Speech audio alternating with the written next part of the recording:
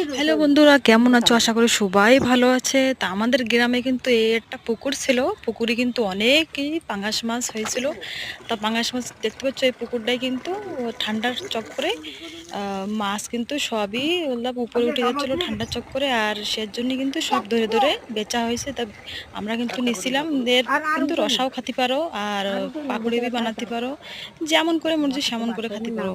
তা কিন্তু খুবই টেস্ট লাগে। আর দেখো, এই বাচ্চাটা কিন্তু খেলা করছিল মাছ দিয়ে, তো অনেকই মাছ আমার লাগছিল কি আমি খেলি মাছ দিয়ে। দেখো এই জায়গায় কিন্তু ফুল আছে, আর এই টপে কিন্তু মাছ কিন্তু ভর্তি আছে, অনেক কিন্তু মাছ ছিল।